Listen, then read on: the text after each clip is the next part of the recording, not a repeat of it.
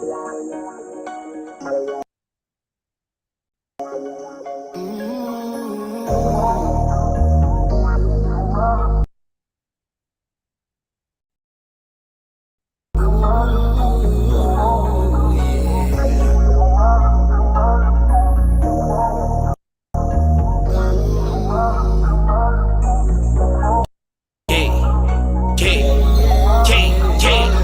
the Royce new podcast.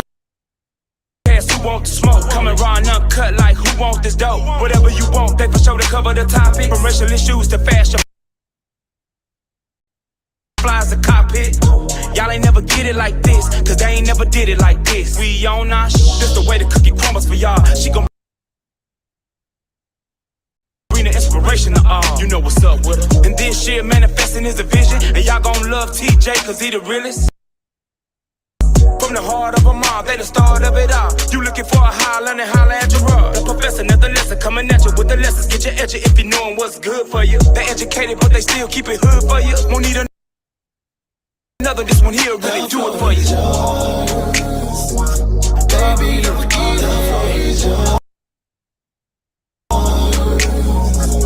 yeah, baby, I'm in love for you. If it come down to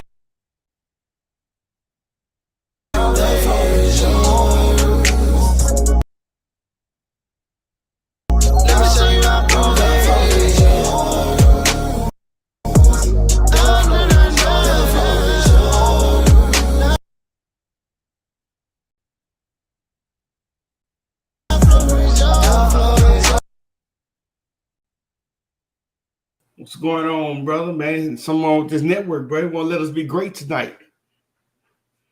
I think you're muted. Yeah, it keep getting choppy and everything. I'm like, man, what's going on? Hey, I think it's the topic, man. It's that topic, bro. It got to be fire, man. Maybe that's what it is. Man, for everybody in the audience, man, welcome to another episode of the Floor is Yours podcast. If y'all don't know, this is episode 2 of Off the Cuff. And Off the Cuff is just a show we created when it's a topic that doesn't necessarily fit any of the other topics or other hosts aren't available. So we'll just jump on here real quick. And y'all, my man Jamel is nobody new to the platform, so welcome him. If y'all that don't know him, we're going to let him introduce himself and tell us what bringing him to the show. What up, everybody? I am Jamel J. Fax Lashley, regular visitor, regular watcher of the Floor is Yours podcast. So, very opinionated in the comments if you ever see me around. But educated, opinionated, though, man. Right? Yeah. So you ain't just spitting it out there just for the sake of spitting it out there, which a lot of people do. Yeah.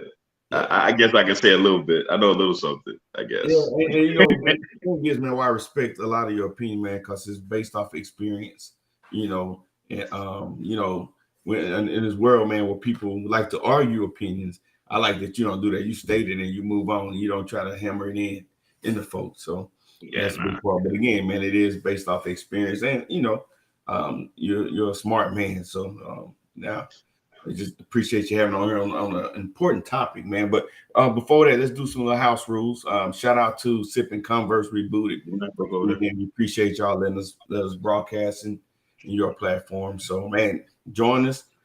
It's going to be a hot topic, and let's go ahead and jump into the discussion. For y'all that don't know about the 80-20 rule, we have a video that we're going to show first.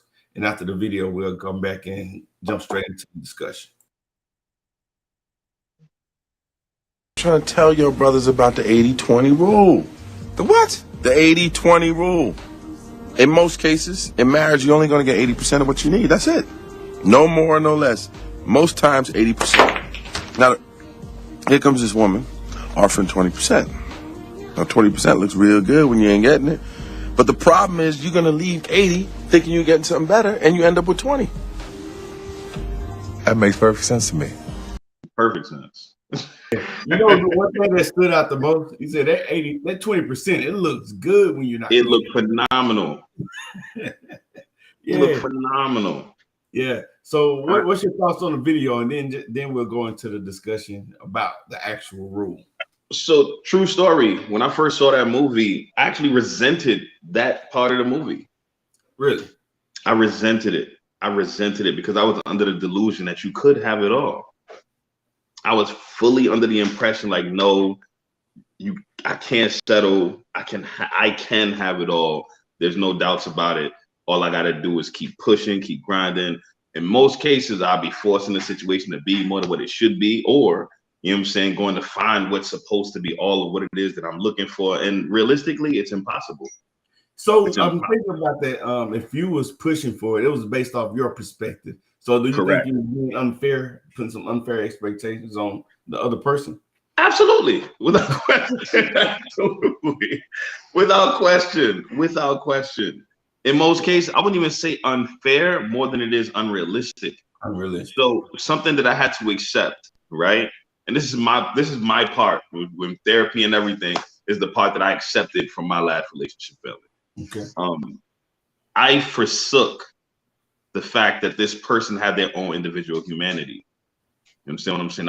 I had this weird delusion of when it came down to becoming one, you had to be one. If I'm living for you, I'm not thinking about me. You should be thinking about me. And if you living for me, then you should be thinking about you. I should be thinking about you. That way we ain't missing nothing. You know what I'm saying? Yeah. That's not how that works. That's not how that works. Wow. And that's actually what they were talking about in that specific scene. Like, seriously, it's really give and take. It really is give and take. Yeah, we can't even expect it, man. Let's get it. That's my perspective. So, and I get it, man. I'm just thinking about what that 80-20 could be. And you think about it, though, 80% is a lot, man. That's a lot. So yeah, it's a big chunk. So if you get 80% of what you want, say in a job, or if you getting a house built, you know, and you cash strapped, but you can get 80% of what you want. I'm thinking how selfish you got to be to toss that away. Yeah. Oh yeah. Oh yeah. Yeah. So I'm actually living it out now. I'm living it out now. I have, when I tell you, Flex, I have everything that I could want right now. I am chilling. Yeah. I'm chilling. Let me ask you, from your perspective, because you dabbled a lot in the relationship, you know, the understanding, the misconceptions. Do you see that there is a difference in how women and men see the 80-20 rule? Absolutely. Yeah. Absolutely. In most cases, well, there's a shift societally right now in the culture where men are more so like, you know, they're focused on what they want more than anything. But at one point in time, what the standard was in regards to understanding, it was the men focused strictly on what they needed and the women focused on all the things that they wanted. That's what it was at one point in time. Now I'm seeing a huge shift, like where like the guys are like, nah, I want this. You know what I'm saying? That's where the whole conversation of what do you bring to the table comes from. That has nothing to do with necessity. In my personal opinion, that conversation has nothing to do with necessity and everything to do with desire.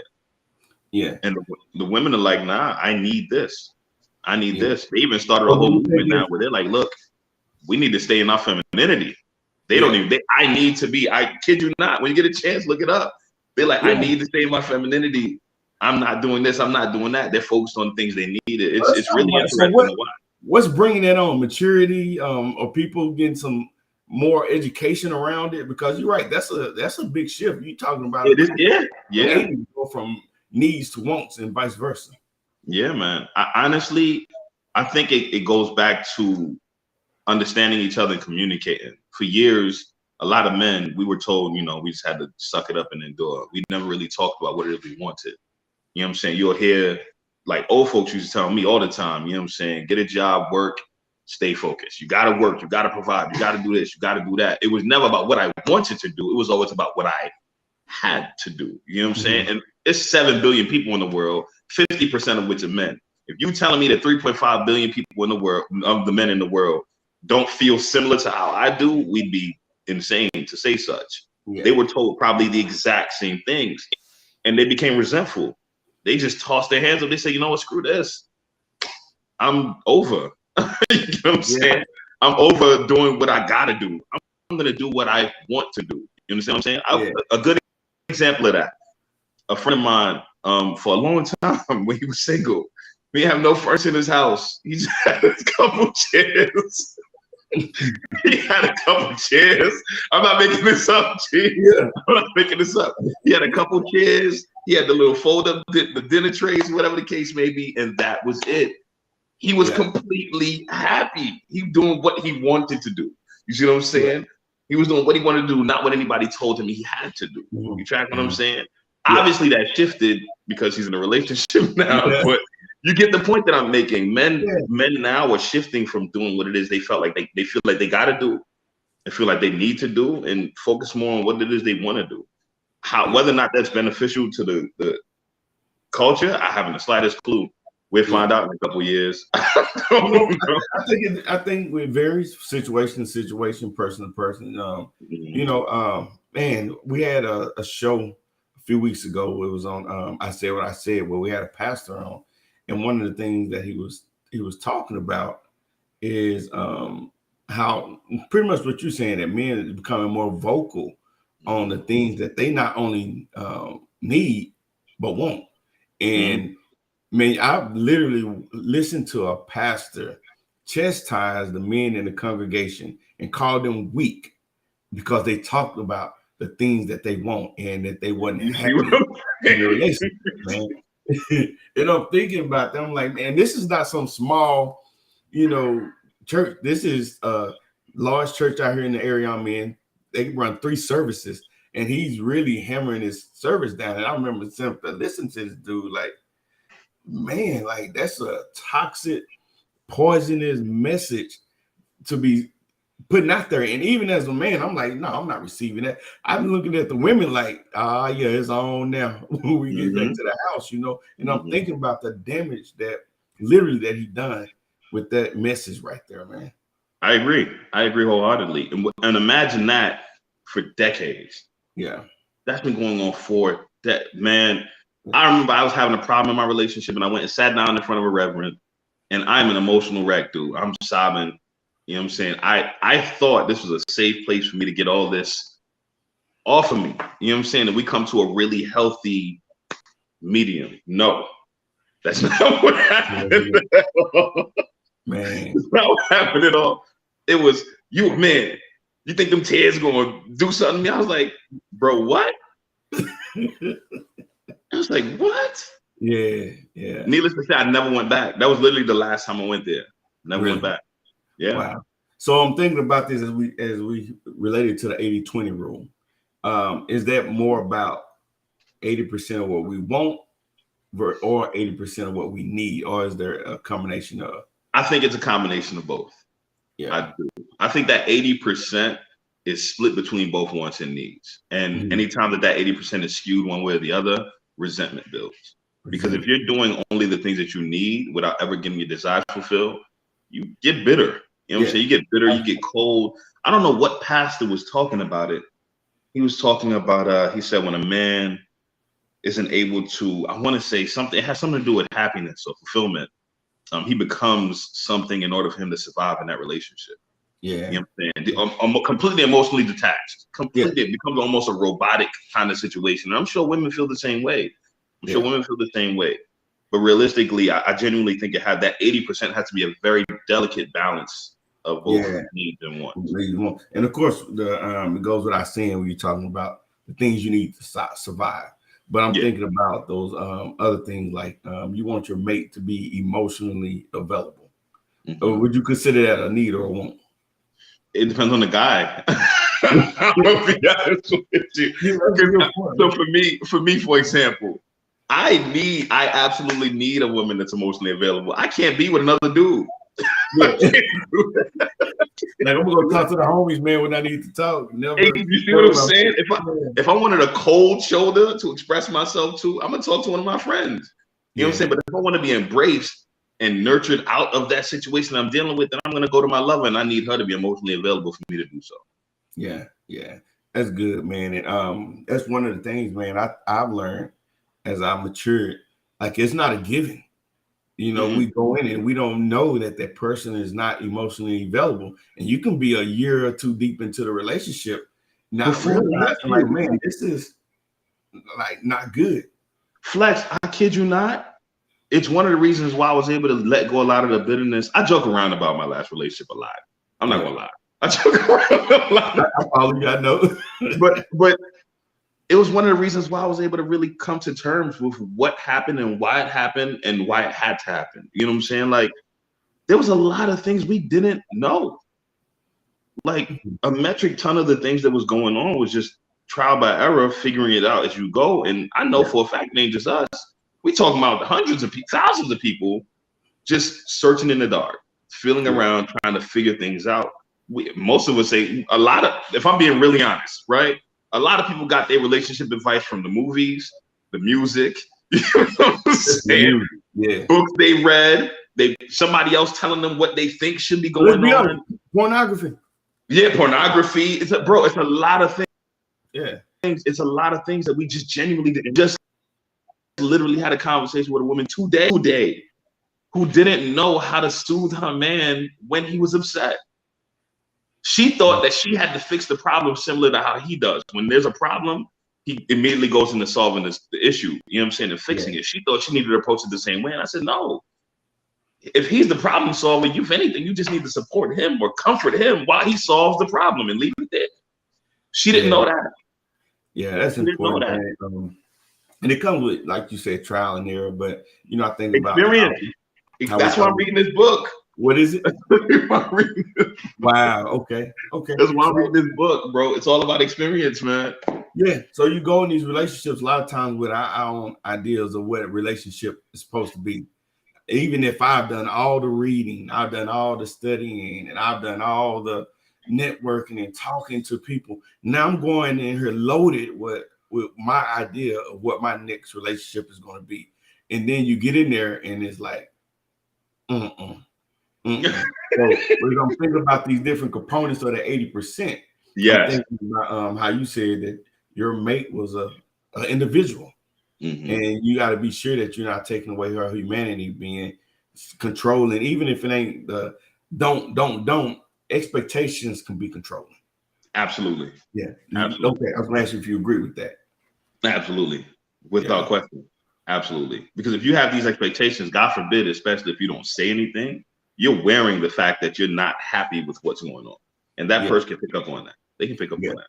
And not only that, even if you don't say anything, I think what's that old analogy where you just sweeping stuff under the rug? Yeah. You bite your tongue. And now I say, man, for me, when I went through a divorce, and that was a time for me, it was like an aha moment.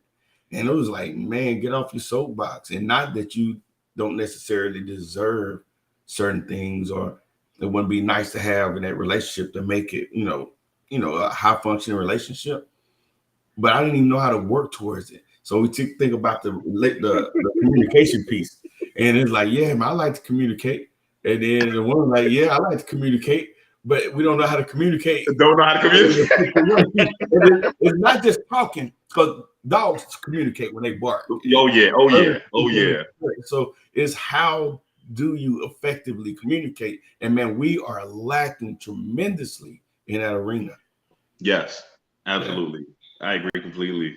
I couldn't agree more. It's actually really sad, honestly, because a lot of relationships end up failing, and the people involved in that relationship end up becoming much more aware of what went right and wrong after the fact. It's one of the reasons why, and my therapist actually hates this. She told me that it's idealistic and I shouldn't think this way. But honestly, it gives people the room to be human. I still believe, I don't care what anybody says, I still believe in being in a relationship for love. Absolutely. I don't need anything. I don't want you to bring, I don't care if you bring anything. I need you. I need you to be as attentive and involved in this relationship as I am. So that we both can, because we're going to be figuring things out. We don't know. Yeah. That's what if we don't love each other enough to give each other the grace to make it, then we're never going to make it. Nothing else matters. Nothing else matters. You can have all the money in the world. You can have, the freedom, the ability to travel. But if all of that mechanics are off, man, it's what you going to do? Exactly. That's why I'm like, listen, do we love each other? Do I love you? You love me? Okay, and that's all I need. That's all I need. Everything else, honestly, is extra, and that'll come with time. It will come with time, but I think certain things are standard. When you go into a relationship, you want to expect, you don't want to be abused, you don't want to be taken advantage of. But as far as what you want out of the relationship, I think honestly, and first and foremost, for me at least, I want that person I'm in that relationship with, because if I have you, then I know we're gonna make it through anything. Yeah, I'm gonna make it through anything. And when you're saying you're not just saying physically, but you're talking about all the other. Of course, yeah, of course. That's good. So let's read a couple of these comments we got coming in. Thanks, Mia, for I can't even see them, so you had I got so Mia saying strong arming and controlling is a no-go. What's the point of wanting a relationship with that individual if you're trying to control and manipulate your partner? And that's kind of what we was alluding to earlier, like with expectations, whether you're outright stating them or you can even see it in your body language. And at some point, man, I've seen people sabotage situations to try to control them. Hey, we're supposed to go to this party. Well, she or he, whichever the one don't want to go. So they're, lollygagging or to the point they're finding stuff to do. Lose the keys. I remember that one Martin. Yeah, lose the keys. I remember this one Martin episode where Gina wanted Martin to go to this event. And Martin swerved down. He had the bubble guts, man. So he did not want to go to that party. But I'm saying at that point, that's another way that people can even, manipulate the situation. It ain't outright telling you like, hey, I ain't going, but you can make it extremely inconvenient the way the person can just say like, you know what, forget it. Yeah, absolutely. Yeah. And she says that's not a relationship or partnership, but a dictatorship. Absolutely. Yeah. Absolutely. Yeah. So I'm going to say one more component of that 80% that I think is important to have. And if you got some, I like to hear yours too. But I was talking to my girl, Debbie J from the Love and Relationship Show. And I was telling her how important it is to be forthcoming. Some people say transparency, but transparency is good. But I'm going to be transparent. Some people can be transparent only as far as you're able to ask necessary questions. As far as you find out, yeah. So I'm very transparent if you asking me, but there's an element of being forthcoming. It may be some stuff that you don't know about me that I need to tell you, like, hey, I have a fear of abandonment, or hey, it could be something simple, like certain foods I don't eat, or I'm a vegan. That's prevalent in our society today, especially our culture. And if you're not forthcoming in the beginning and tell them that you got certain restrictions or do's and don'ts or wills, well, you never asked me. Well, they ain't gonna sit there and literally ask every possible question. Exactly. So I think it's important to be forthcoming and transparent. What are your thoughts on that? I agree completely because again, we back to just feeling around in the dark and we finding things out as we go through the relationship. If we going through the relationship and finding things out as we go, it's always going to come as a surprise. But if I preface you to what could potentially go wrong, or what it is that I want or don't want, then we'd have already crossed that bridge. We actually make the foundation of the relationship stronger by being forthcoming. Yeah. That's good. I like you said, feel away in the dark, because it can feel like that, man. I remember dating one female, and I asked her, like, hey, so what happened to you in your other relationship? Then we just didn't make it. I'm like, obviously, but so confession, if you would have asked me that about 4 or 5 months ago, I probably would have said something similar. Really? I probably would have said something similar. But honestly, it takes a lot of self-reflecting. It takes a lot of self-reflecting, like a lot of actualization of, you know what? It wasn't just something that just didn't happen. A lot of things could have happened that didn't take place, and it was because of this, and this. Yeah. And again, a lot of it is trial and error, man. So again, you're not going to come in there perfectly. But I think what you said about the grace piece, man, like you cannot have a high function relationship without grace. Without it, no way.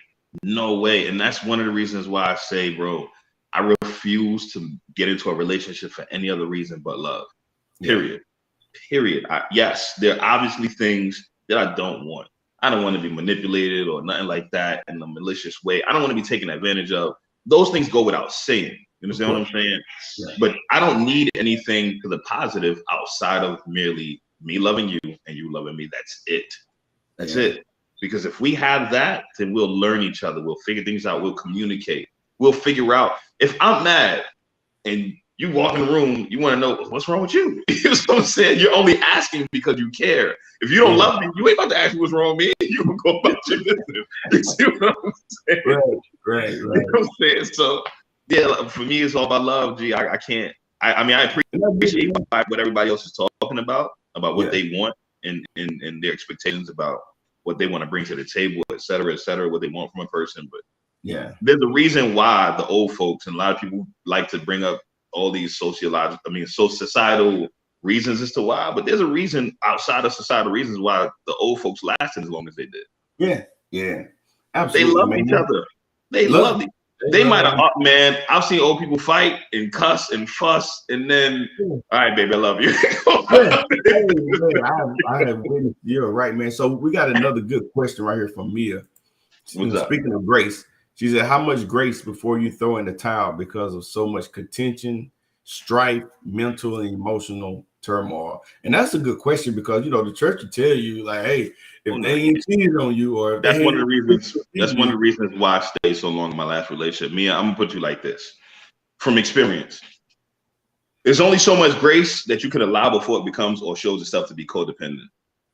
Like straight up and down. There's only so much grace that you could allow before it shows itself or becomes a codependency. Explain that. So when you're saying codependent, like now, what drives me if I'm codependent on my mate is I'm motivated by seeing her taken care of, or yes, absolutely. You want to. So there's different ways that it's expressed. There's people that are codependent where they want to buy into the relationship. They want to keep on doing things to make the relationship work. It's almost like they're doing all the work while the other person's doing absolutely nothing. You know what I'm saying? And then there's codependency where you literally convince yourself that there's a reason behind all of the malicious things that are happening, and you give this person all kinds of excuses before they could even make atonement for the things that they're doing to you. Wow. And now they're normalizing and even expected it. Yeah. So and the minute you change it up, now they mad. Why you switching up? You know who I was? Why are you switching up now? Exactly. Man, so exactly. Yeah, and I'll just say with Mia too on that, man, it depends. And that's everything. Oh, King James, he hate when people say it depends, but it really does, man, what the situation is, and people got different tolerances, their life experiences, their past, all that plays a role into how you view and respond to your current relationship. I say grace is necessary, but I say there's a measure of grace that's appropriate for the situation. My thing is when people take you for granted, it can be, one or two things. They can be just outright neglectful. Well, I'm gonna put it this way. Taking people for granted can make you neglect them, and it could be intentional or not intentional. So my thing is that whole communication piece. When you get in that relationship, you just can't like, hey, I'm good now. Let me take my shoes off, kick my feet up, and like, man, I'm married, or I'm we together now. Because there's some things, with anything. My man, Furious, he says that everything that's alive grows, and if it stops growing, it's because it's dead. Now look at that like relationships. If you get in that mug and you don't nurture it so that it grows, then eventually it's going to die. And with that being said, man, if the other person is not growing or nurturing you in that relationship and themselves as well, it's going to eventually die if the other person is the only one putting in the work. Because that word you used earlier, resentment, they're going to start to resent. And I'm talking from experience, man. If it's just me giving, and the other person just taking, man, it's going to wear you out eventually. Can I also lend this idea that in most cases, we tend to look at, I'm a Christian man, not a perfect man, so forgive me. In most cases, we tend to look at grace as something only to be given, not to be received. You see what I'm saying? And a lot of people, much like what Mia is saying, they find themselves in this position where they feel responsible, or it's like they have to give grace in these situations. But realistically, in the same way that you're giving grace should be reciprocated, which is why I think that's why the Bible typically speaks on grace and mercy. They tend to be spoken similarly, almost in the same sentence majority of the time. It's to be spoken similarly. If I'm giving grace, then I should at a minimum receive mercy. Understand what I'm saying? In your situation, if you're giving someone grace that's taking advantage of you, manipulating you, there's a lot of contention, strife, mental and emotional turmoil. There should be an end. There should be an end to those things as a result of the grace that's given. That's how it works. That's That's good. how it works. That's how Yeah. it works. If the grace you give doesn't stimulate them to grant you grace and mercy, then there's no reason for you to remain in that situation. You know, I completely agree, man. We talk about, and you know, we're both believers, and I think it's the Titus verse that said, "For the grace of God is a period that saves all men." He said it teaches you to say no to ungodliness. So it's not just an excuse. There's an expectation for you to grow and mature, and whatever those bad behaviors are, to eventually, you're right, they need to come to an end. And so Correct. the grace is not just an excuse to do wrong. It comes with accountability, and accountability is like, if you ain't performing or holding up your end of the bargain, I mean, you could lose your blessing. Man, who was it that was whooping they donkey? Oh, in the Bible. I thought you Yeah. were talking of a Facebook video. I was like, man, I saw that. I can't remember his name, but he was beating the life out of his donkey, and the donkey turned to him and was like, "Yo, why are you hitting me?" And he stopped. Yeah. He stopped. So where am I going with this? The donkey, instead of kick, because I don't know if y'all know anything about a donkey, they can get pretty violent. Absolutely violent. Instead of that donkey handling business and doing this man dirty for what he was doing, he just straight up was like, "Yo, why are you hitting me?" And dude stopped. The donkey in that moment gave him mercy because he could have thrashed him. He gave him mercy, and as a result, dude stopped and received. Yeah, great. It does. There's no difference with you in any relationship. That's good. That's really what it is. That's good. Preach the word, preacher, man. So we got a couple more comments, questions right here. We got Desiree Probst. Appreciate you tuning in. She says, "Why does the 20 outshine the 80 with some men?" We just talked about that. That is right? a great question. Why aren't men responsible enough to walk away from the 20? Like, why gamble on it? Oh man, I got so much to say about that. But there's so much. I'm gonna let you start. I'm gonna let you start. It's just something about when we can have what we don't. When what is that? Dangle the carrot in front of the rabbit. Oh yeah, That's a good analogy. Yeah, it does, man. So the pastor used to talk about at church. I used to go. He had a great analogy about greyhound dogs. You know, these dogs come out of these blocks, man, and they're chasing this fake rabbit. And they're like running their hearts out, chasing this rabbit, man, looking for this to be fulfilled. And the thing is, if they even caught that rabbit, they ain't gonna fulfill it. It's fake. It's fake, man. Everything that they're chasing. What Lil Wayne said. So it's like that, man. We want what we don't have, and use at the expense of what we do have, man. And the thing is, what we do have, or what we don't have, we look at it as the other person's responsibility to give it, and not give it. Oh yeah, like, man, we're gonna work this together and make sure that we're functioning at the highest level possible. So that's my thought. But let me get you, man. What you got, brother? I agree. I agree completely. You know who had a really good analogy for this? Eddie Murphy. Eddie Murphy in the movie Raw. He was talking about how he was dating a woman and they didn't have sex for months, and he wasn't having sex with another woman.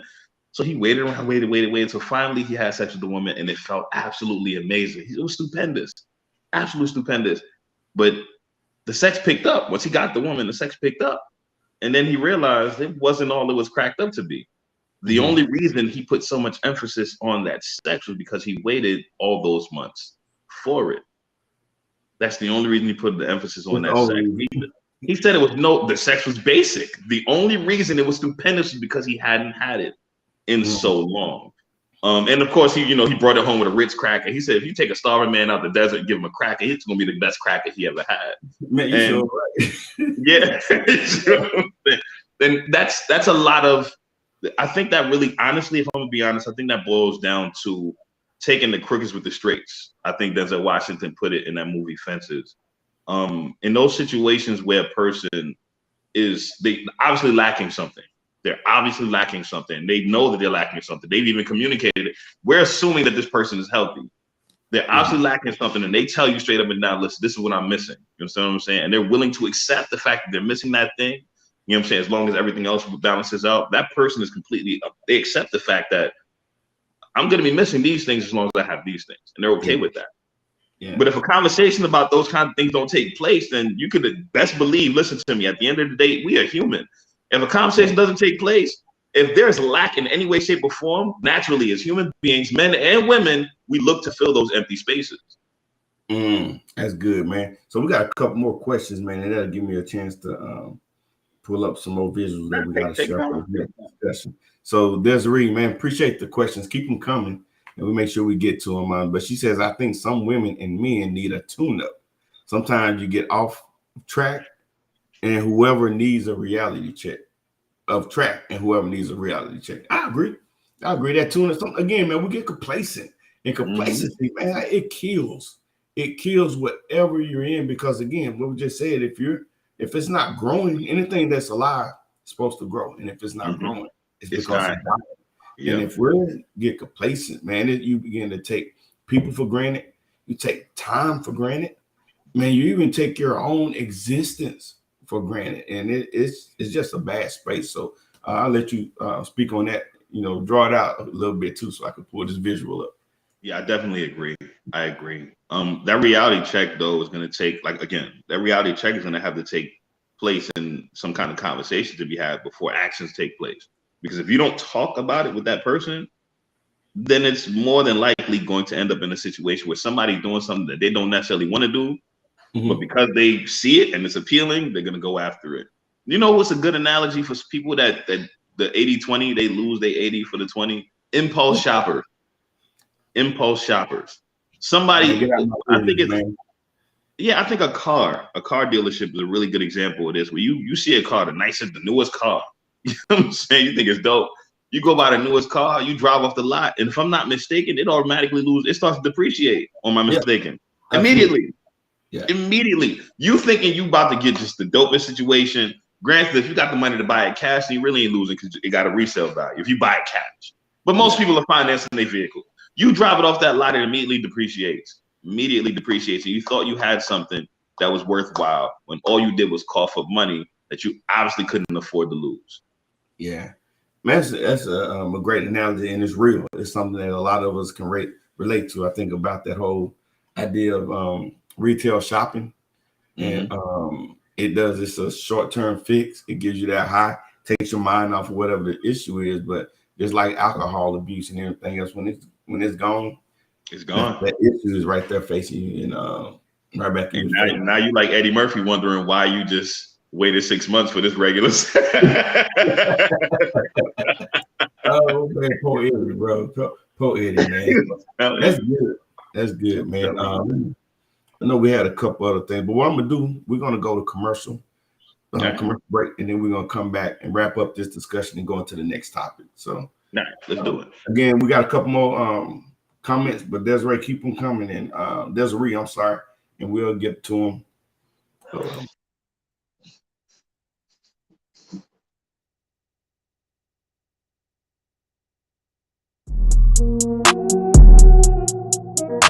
Success ain't gonna happen overnight. It may take a year, it may take 2 years, it may even take 10 years. For some people, it might take even longer than that. But one thing I do know, as long as you keep fighting and staying consistent, you will make it. Look in the mirror and ask yourself, are you gonna make it?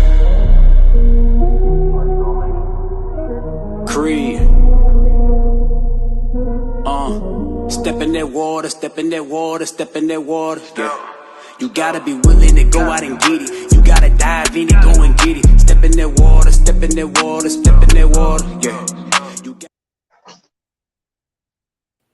Man, that's a dope, man. My boy Miracle Hendricks up here in the Dallas area. Miracle about to say 469. Yeah, that area code look familiar. The Dallas area, man. That's my guy, man. Hard worker, man. Entrepreneur.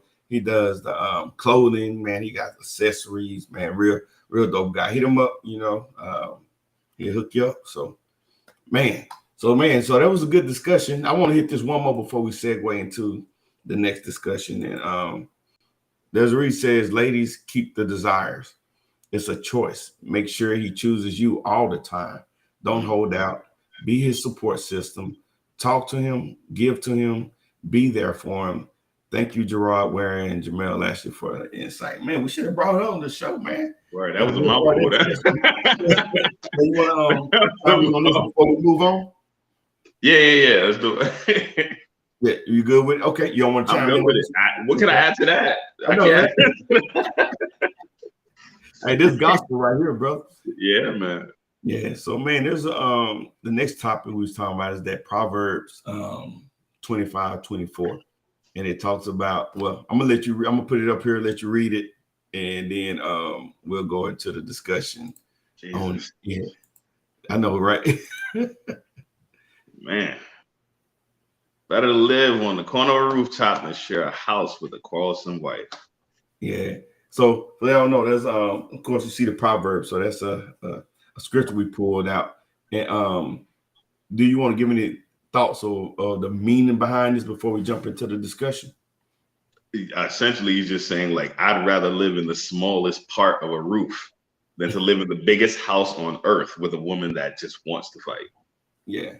If you think about it, man, what it means to be on a roof, like, and I think in those times, tradition, it was in their culture, they did hang out on the roof, so it wasn't like, hey, I'm just gonna go on this roof and hide.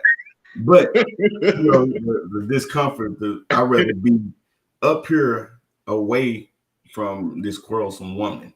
So that's pretty telling, man. And I don't know if you got any experience that you want to share first. I do, but I'm in this very healed place, so I'm gonna hold back a little bit. How about this, then? We do it this way. What happens when part of that 20% that you're not getting is because that you can't be at peace because she's an argumentative, quarrelsome type woman? So what happens when that 20% is actually important? Yeah.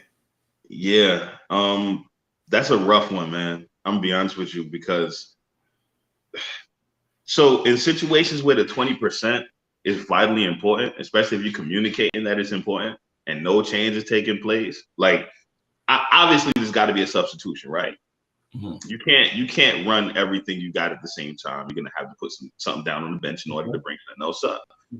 In those situations, if you're communicating that this specific thing is important, like for me personally, support was a huge deal because I'm a dreamer. I'm a dreamer and a hustler by heart. Like if I come with an idea, I'm doing it. You know what I'm saying? Yeah. And I'm the kind of guy, I need somebody that's going to be there for me, to support me in the midst of me pursuing that dream or that goal. And yeah, that's a big deal for me. Huge deal for me. So I couldn't possibly be with someone that's short-sighted. You see what I'm saying? That's a really big deal for me. And there were situations where I was in relationships where the person was short-sighted. You know what I'm saying? Really short-sighted. They're more so focused on the here and now versus the tomorrow. You talking to the kind of guy that could skip meals in order to eat a really good dinner. Yeah. And you're not neglecting the here and now, but at the same time, you're thinking like long term. Exactly. Now, I'd be a liar if I said there weren't times where I became really, really ambitious and neglected the here and now for the long term. I've done that before. Yeah. But that was far and few in between, if I'm being honest and also gracious to myself. But being realistic, yes, I would take care of the here and now and focus on the future. But in some cases, that was a hard thing to swallow, a hard pill to swallow for a lot of the women that I dealt with. And they just couldn't do it. In those situations, I had to accept it for what it is and let those relationships go. Just let it go. I had to. The 80 didn't outweigh the 20. And in my opinion, now we're going from talking about quality over quantity. You see what I'm saying? That's good. If that 20% weigh 150 pounds and that 80 is only about 20 pounds, we got a problem. You know what I'm saying? Good. Like, that's a rough. It's quarrelsome, argumentative piece. If she's an argumentative, quarrelsome woman, I don't care how patient, kind, understanding you are. I'm just thinking like that's draining. Man, the sex ain't keeping me. I don't care how good you can cook. I don't care how much money your family got. I don't care how well invested you are. I don't care how many businesses you possess. I don't care if you're argumentative, if you're destroying my mind, because that's what that is. If I can never put my mind at rest, if I can't have peace, you're destroying my mind. In that situation, it'll never work. It could never work. It could never work. I really don't even really understand the idea behind a person fighting with their significant other. It actually confuses me. Yeah. Now, I'm not saying there aren't cases, we're human, where we can fight. I believe in fighting fair and fighting unfair. You see what I'm saying? But the idea of fighting with your significant other to that effect, like, we know when to apply that level of contention. We do. Yeah. We do. You know, I don't go to work looking for contention with my manager or my boss, and either is my significant other. Why would we then come home and give each other that level of contention? Yeah. It doesn't make any sense. It's the reason that the Bible don't talk about being quarrelsome at work. So no, it doesn't. No, it doesn't. You see what I'm saying? You see what I'm saying? It doesn't. It doesn't. Because, you know, the thing is, we got different motivations. You know, what we do at work and why we do it and how tolerant we are at work. And I've seen it, man. Where, you know, people say they got their work wives and work husbands, and, you know, how they just turn disastrous. But you're right, man. And to Mia's point, she said, don't provoke him or her. And, you know, that verse does talk about a quarrelsome wife, but it's just in the confines of a relationship and how to build strong. It can be men that can be just as bad, if not worse. Absolutely. You know, absolutely. So, yeah, we don't want to make it like it's one-sided. But that one also get into the part and understanding what is causing that contention, you know, and whether it's good or bad or someone's doing something right or wrong, still having that spirit of contention, that argumentative spirit is still not good, because we want to be corrected, but you want to be corrected in love. And so if I'm doing something, if I'm not showing up like I should be, or even just how you expect it, it might not be a right or wrong thing. If you're going to belittle me and chastise me, it's not a good feeling. And I'm gonna want to be on that roof versus under the roof with you. I agree with you. So for me, the why behind it, like, I don't want to break it. I don't want to get all super philosophical. Get there. If we think about the word contention, the root word in contention is content. You see what I'm saying? There's obviously malcontent or dissatisfaction in order for me to be contentious. You see what I'm saying? Yeah. I am contentious. I'm rebellious. I'm fighting. I'm doing all these things because there's something there that I am not satisfied with. You understand what I'm saying? That could be lack, or it could just be, I don't know, general self-centeredness, being self-centered. There's a bunch of reasons why that could be. Seriously, that could cause that contention on a consistent basis. From my personal experience, man, something that I was famous for, I don't like to talk when it comes to listening to problems, just to listen to problems. I don't do that. If I'm being serious, I don't do that. Hey, but in the songs, they say, lay your head on my pillow. Yeah. All your problems, I'm going to listen to you, man. Man, listen, if you bring me a problem, I'm pulling out the tools. We're going to try to fix this. Yeah. I'm not the kind of guy to just sit there and listen to you just talk about your problem. You're using up space in my brain. I don't like that. And that causes a lot of problems. But there's really science to back up what you're saying. And it talks about how many words. I was talking to one of our mentors yesterday about it. And he's talking about how men, I don't know the exact number, but we may use up to about 2,000 words a day. But a woman is like 4,000 or 5,000. And after a while, that's why we're problem solvers, generally speaking. But if you still want to dump, you gotta. That's why we like, okay, I hear you. Let's get this thing figured out so we can move on from it. Yeah, that's what I'm saying. That caused a lot of problems in my last relationship. It caused a lot of problems. Yeah. I don't even know what the compromise is for something like that, because I don't want to hear your problems if you don't want me to fix them. It just doesn't make any sense. That's like you coming to say, oh yeah, I got a flat tire. Yeah. All right, let's go plug it. I think at some point that it does become overwhelming or just over communicating. If you're talking just to talk about it. Because if it's outside the relationship, when someone's constantly bringing issues to you, a military person, what they tell you, if you come with a problem, I need a solution too. Exactly. Or even if you don't have the solution, be willing to be a part of the solution. If you got some people like, man, I don't like that job. I hate my job. I hate it. I'm like, man, what are we gonna do about that though? Because you spend too many hours a day at that job to be. If you are really miserable. Now, it might be we need to really think about why you're miserable. Is it you have some unrealistic expectations? Is it you're lazy? Is it they're making you work and you don't want, you don't want to work? Yeah. But I've heard people that just every day complaining about that job. And I'm just like, man, there's no way I couldn't. I ain't gonna say I couldn't, because if there's the need there, I spent a year in the desert, back to back tours, I hated it. I didn't have no choice though. But when I had the ability to move and change, I mean, that's what I did, man. Right. So, man, we got a lot of questions. I want to make sure we get these. Go for it. Let's bring them up. Here's Nikki Pugh. She says most successful men have a partner that understands the importance of his goals. When he conquers his task, he feels accomplished, elevated, and will set more goals, and life is more fulfilling for both. I'm gonna let you speak on that. I agree. But honestly, that takes knowing your partner and yourself. That takes knowing your partner and yourself. So transparency, man, I honestly didn't know. I could be honest, I didn't know who or what I was up until about 5 years ago. About 5 years ago. I had some idea about what it is I wanted to do and didn't want to do and things of that nature. But realistically, I had no clue what it was that I was or who I was. I was just winging it. And in a lot of cases, I'm expecting my significant other to match this blank image of who the hell I thought I was in this. Like, how am I going to expect you to match the energy of something that I don't know? It doesn't make any sense. Yourself, right? Exactly. So what she's saying is true, but that takes a great deal of knowing not just who you are, but knowing your significant other as well. Like, that's seriously. Good, man. That key word in there, she said, that understands.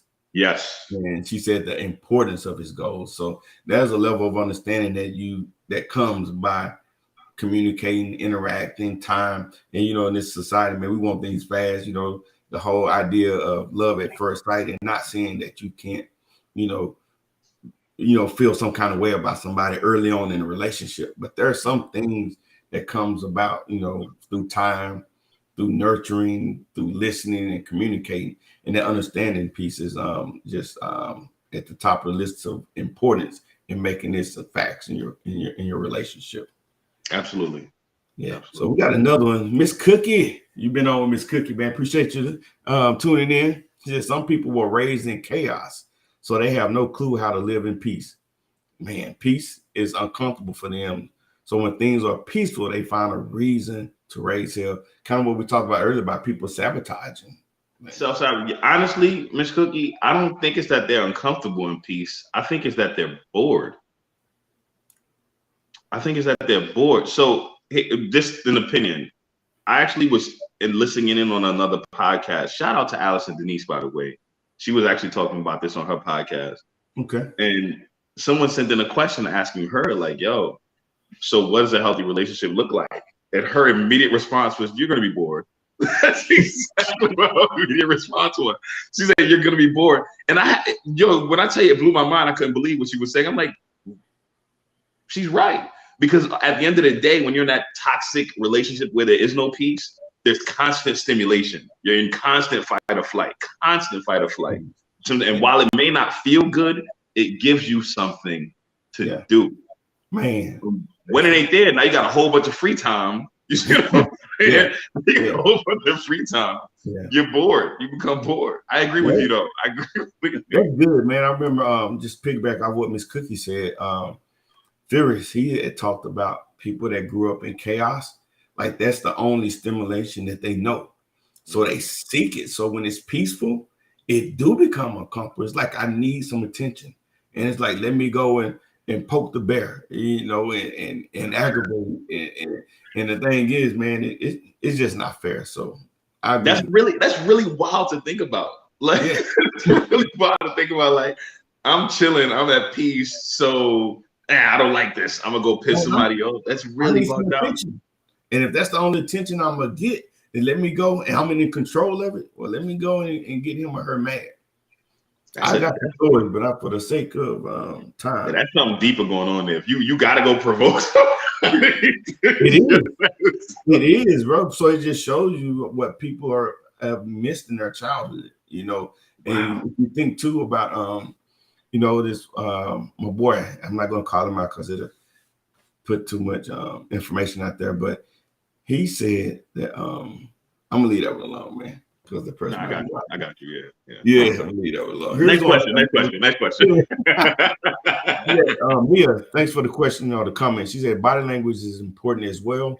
Trying to intimidate that way, or a woman thinking she needs to snap her fingers at and point at a man's face. Oh man, you're right.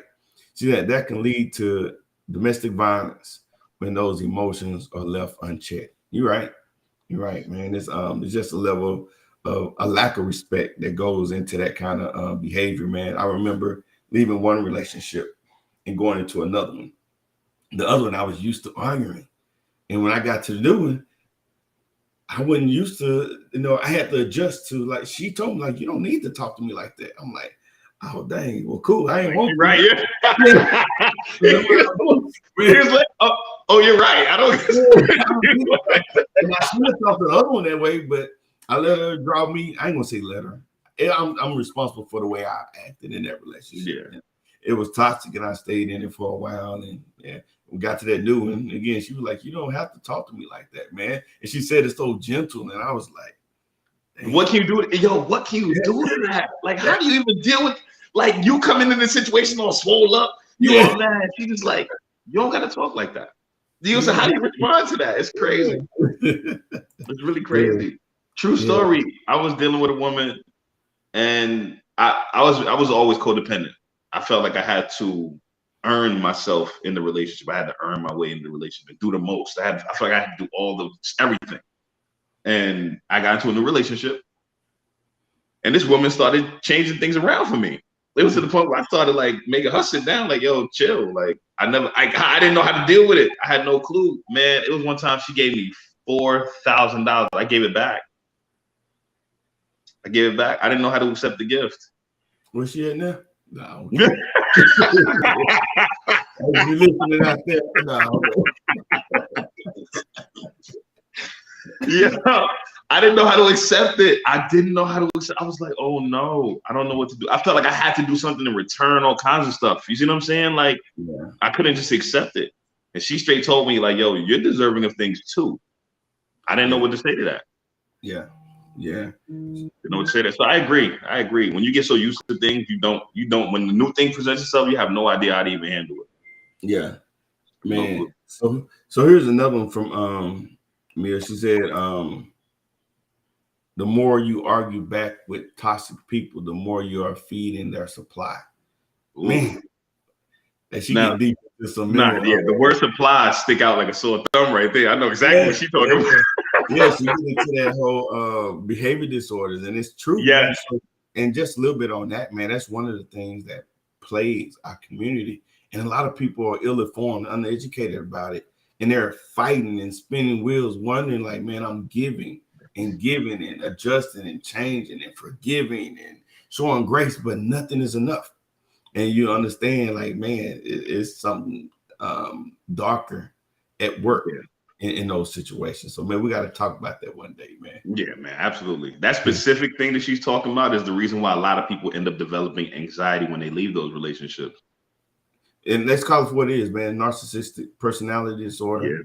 There's borderline personality disorder. There's a number of personality disorders that's out there that people just don't understand, like, why I'm doing everything that these books, that the pastor, that the counselor, that my mama, my brother, everybody's telling me to do. And they almost end up being enablers. Yes. No, they don't almost. They end up being enablers. Right, man. Just being enablers. Yeah. Absolutely, man. You want to say something about that? Nah. I can't disagree with it. Yeah. I can't disagree with it. It's rough. So, man, that was a great discussion, man. We started out with the 80-20 rule, and then we talked about what happened when that 20% is something that weighs heavier than the 80%.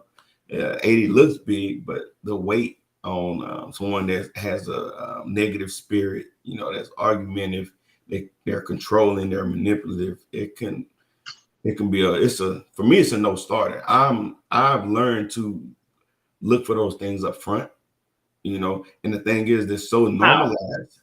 How? Man, I probe, I ask questions. I pay attention. I am not in a rush. And I say that because I spent so much time doing it wrong, and I'm talking about me. No, I'm with you. I had some of those behaviors, and it wasn't that I was a narcissist, but we are a society that pick up narcissistic patterns Behavior, and we yes. normalize them. You know, Yeah. I get mad when I don't get my way. Mhm. Man, that's a narcissist, man. I'm like, well, I ain't no narcissist. Okay, yeah, you're not, but you're exhibiting narcissistic behavior. Behavior, You correct. know, well, I know what I want and I deserve what I want. Yeah, sound good, and it makes for some great memes. But what about the other person? You don't think they know what they want and deserve it and all that? And it becomes, for me, in the beginning, I'm paying attention. I'll slow it down and I want to know and I have the conversation. So I probably go with that 2,000 words that Josh was saying that most men have, because it's beneficial. And it ain't just necessarily like, hey, let's sit down and talk about relationships. We're talking about life. And I'm learning like what motivates you. What are you passionate about? You know, what are your fears, especially that right there? What are your fears? What are your ideas of relationship? What are no, you know, what we talked about earlier, the forthcoming stuff. Like, do I gotta ask to know? And that's a problem. And so again, man, I don't want to put people on the seat like I'm investigating them, but it comes out over time in conversation where I'm gonna find those things out. Yeah, see, and that's why I was kind of asking how you do that, because something you said was pivotal. You say that's a no starter for you. For me, it's quite the opposite. In order for me to figure out, so I've learned as a result of the relationships I've been in, that it's very difficult to identify things with people until you catch them in their most vulnerable states. Oh, that's good. It's very difficult, because I don't know who labeled it this, but they said most people come into a relationship, you meet their representative. Absolutely. I think that's what they call it. Most you meet folks. their representative. Yeah, and it takes some people can keep that representative up, bro. It takes you actually getting into their vulnerable spaces in order to realize who that person actually is. You understand what I'm saying? And that takes time and investing of yourself in order to get to that place. But and I don't disagree with you. Dr. Romney, I listen to a lot of her videos, and she talks about her ability, and she's a professional, so I understand this. But she said she can figure it out in 5 minutes. Put in a room. I'm really curious. That's what I'm asking. So I find myself in situations where I end up becoming much more vulnerable in the space with that person before I. You know what's crazy? I miss them in the initial conversation. For your relationship to work, you have to be vulnerable. That's what's crazy. Of course, for it to be I'm gonna say for it to work, to be a high functioning relationship, you have to be vulnerable. But I think is when you open up, you know, you got to have a level of protection. You got to take them around your family. You got to let them in your personal space. You got to talk about your dreams and ambitions. And, you know, and you could, most folks could talk the talk in the beginning, but to have an in-depth conversation and tie the knots and other aspects and other parts of it, it'll show. And I'm not saying like you're going to know everything, but, you know, they talk about what red flags are and paying attention and believe. I'm a firm believer in communicating in truth, and man, just talk about it. And if you don't, I prefer this: be who you are unapologetically. Don't change for me. If it's something that you need to change for yourself. But be who you are, and then let the chips fall where they may. If it's something that I'm good with, then we're good. But if it's not, because the thing is, once you get back in that, I change for you, then you change for me. If you change to be a better person, not necessarily for the person that you want to be with. And it sounds good in the music. I'll do anything that you ask. And, you know, put a nice little mellow behind it, man. And boy, what baby say? I'll pay your rent.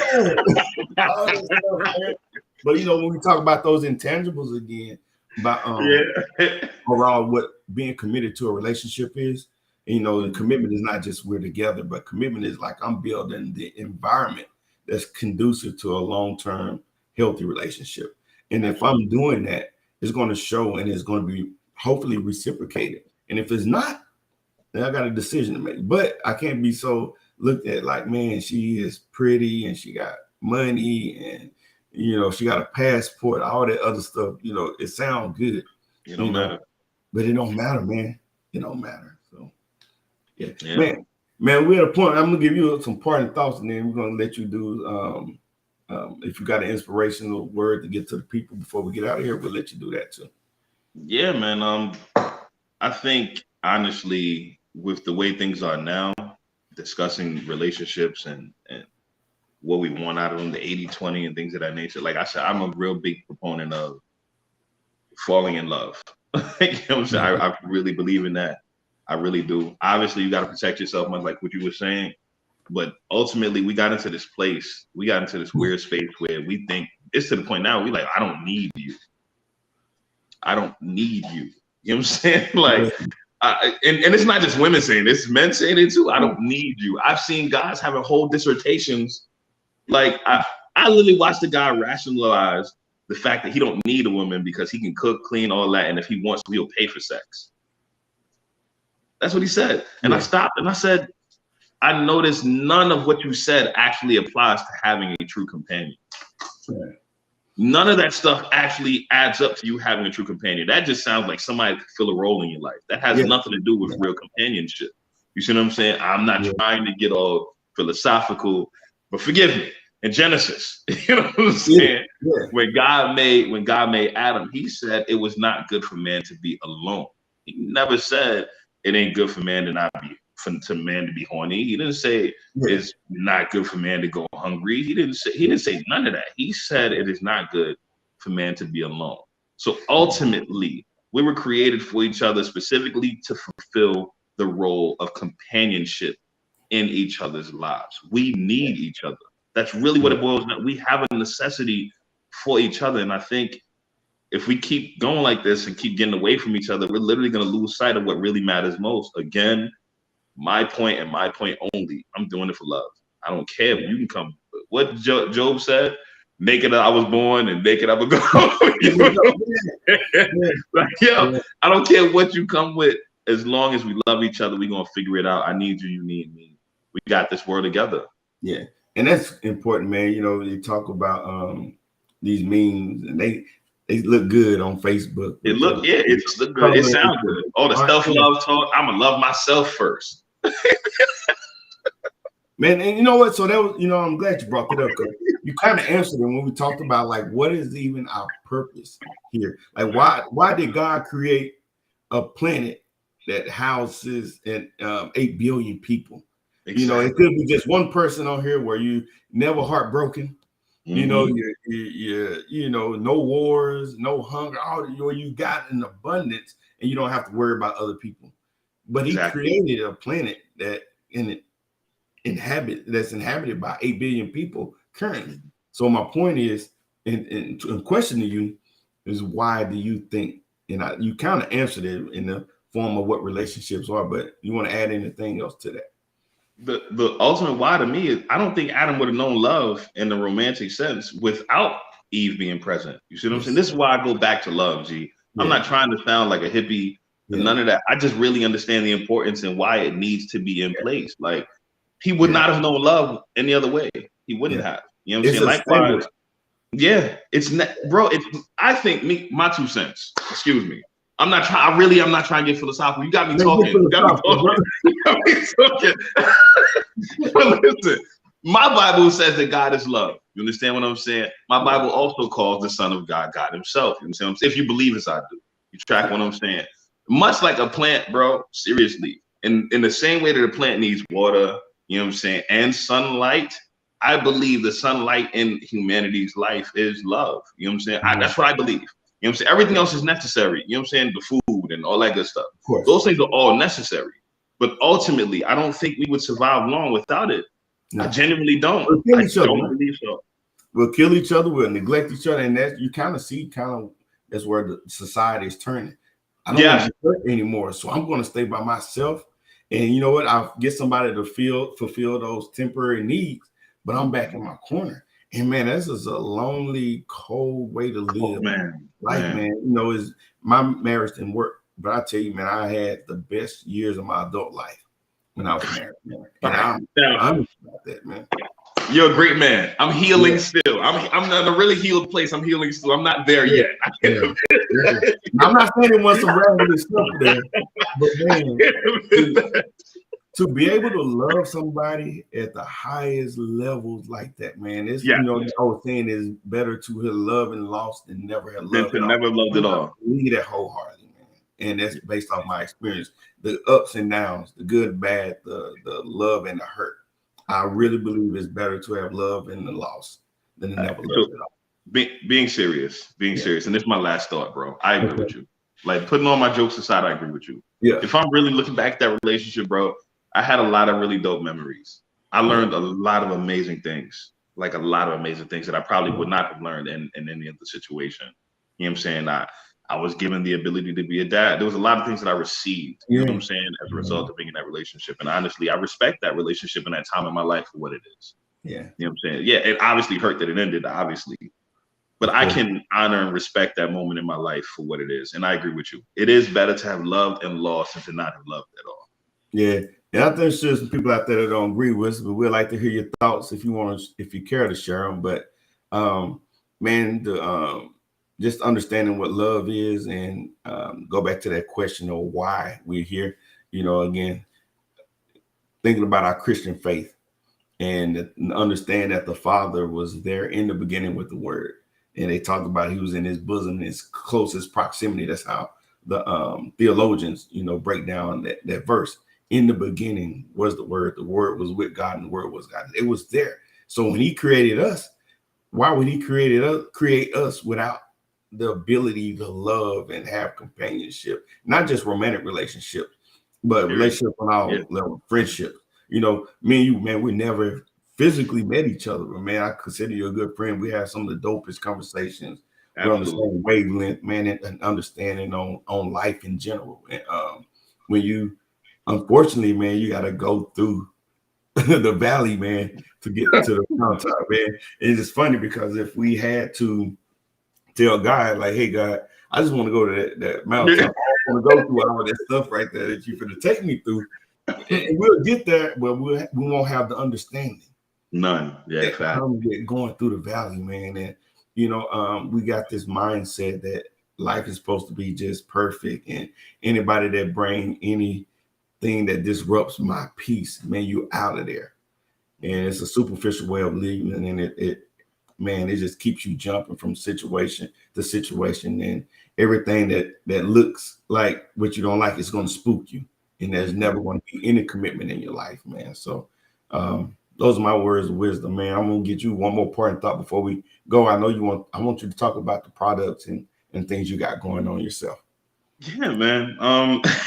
Like I said, I am Jamel J. Facts Lashley, host of the Facts Only podcast. I talk every now and again. I honestly haven't been on the mic in a minute because I've been dedicated to expanding my brand with 605, the first and only infused rum cocktail to hit the market retail. You can find that at 605.com. The word 6, the letter O, the number 5.com. Yeah. Hey, do us a favor. Put that in the comments of the show. Because now I want to help you promote. Yeah, I've had the product, man. But not now, but afterwards. After the show, go back, man. And it's a good product. I'm talking from experience. I've had it a number of times. And it is good, man. It is. I appreciate that, bro. I appreciate you that. Offer it infused, but you also offer one that's not infused, right? I do. Exactly. I do. Yeah. If you are not into or privy to the whole 420 experience, I offer one that's just like a wine. It's just rum and peaches. And that's it. Yeah, it's delicious, man. You got a good product, man. It's worth every penny, man. So thank you, bro. I'm a regular. I'm gonna go ahead and commit that to you. Sometimes I forget because I don't, partake in the wine. And I got, a bottle sitting up there, and I gave one bottle to my homeboy that just got married. Shout out to Corey for his wedding, him and Jen. But they loved it too, man. So they said it was very, very, very. I'm glad. Man, let me know, man. I said I actually got about 3 more flavors from the last time you actually tried it. Really? Yeah. Man, I'm putting an order in today, man. Today. I got you, man. Just let me know. Yeah, good deal. So, man, we're going to close out, man. I appreciate you for always making yourself available for the podcast, man. When I tell people you're going to be on, they light up. They love your they love your insight, man. And I just appreciate your honesty, your life experience that you're willing to share with people and be open and honest and vulnerable and forthcoming. Yeah. And forthcoming with it. So imagine a tree with fruit that never dropped it. Wow. What's the purpose? What's it good for? What's it good for? Yeah. So, man, we're gonna shut this thing down. But in the words of Miss Cookie, tell your mom and them, tell your dad and them, and even tell your haters because they're gonna be your best supporters, man. Absolutely. Share, like the page, follow us on YouTube and Facebook, LinkedIn, TikTok. Man, we trying to get on all the different platforms. And check out my boy J Fax 605. That's it. 605, and we're gonna make sure we put that information in the comments so everybody can go and check the product out, man. Appreciate you, brother, man. You're a blessing, man. I love you, bro. bro. Thank you for having me on, bro. I appreciate Yes, you. Drop this outro. Now it's my turn to tell y'all about my big bro Gerard and the podcast crew. From TJ the realist, Miss Cookie the professor, and you can't forget about the inspiration sheet. They talk about it all, got advice for us all. You'll never know how deep the talks will go. On the weekdays, the weekends, they be going live with the topics. Then they do the segment where the floor is yours. You can post your comments, you can post your statements, yeah. You can ask your questions, They can help you get your life moving in the right direction. If you need advice on marriage, advice on finance, advice on healing, advice on credit, this the podcast that you need to check out. Go ahead and tune in, you'll feel what I'm talking about. Baby, I'ma get up for this show. Yeah, baby, I'm the for this show. Baby, come down to the for this show. Let me show you how the for this show. Hey, the flow is on. The flow is on. Na na na na na. The flow is on. The flow is on. Na na na na na. The flow is on.